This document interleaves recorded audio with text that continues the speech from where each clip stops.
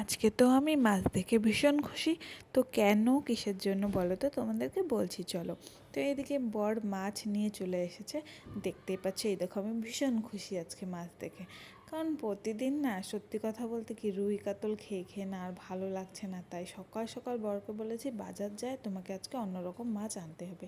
তো এদিকে এই যে খোকা ইলিশ মাছ এনেছে, আর ওগুলো যে কী মাছ, ফ্যাসা মাছ বলে, আর মা এদিকে বলে ঢেলা মাছ বলে, এখন জানি না কী মাছ। এদিকে আরও তোমাদেরকে হাই করে দিল।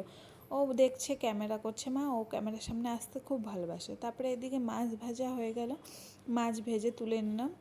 তুলে নিয়ে এদিকে মাছের ঝোলটাও কমপ্লিট হয়ে গেল। দেখতে না অসাধারণ হয়েছে, আর খেতেও এত সুন্দর হয়েছিল। মাছটাও কি স্বাদ ছিল যেন, অনেক দিন পর খেলাম তো খোকা ইলিশ মাছ।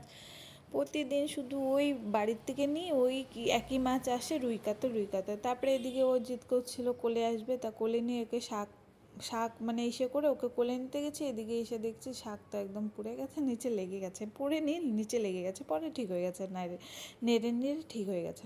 তারপরে শাকটাও কমপ্লিট হয়ে গেলো, শাকটাও নামিয়ে নিলাম। আর ওদিকে আরও শয়তানি করছে, জল নাড়ছে, কী করছে, কী অবস্থা, মানে ও বাসন ধুচ্ছে। তারপরে এদিকে ওকে খাইয়ে দিলাম। তো ও বলছে খাইয়ে দিলাম, দেখো ও কী বলছে, খাইয়ে দিলাম তো। দিকে বর আসলো, ও খেলো আর আমিও খেয়ে নিলাম। তো টাটা, বাই বাই, সবাই ভালো থেকো।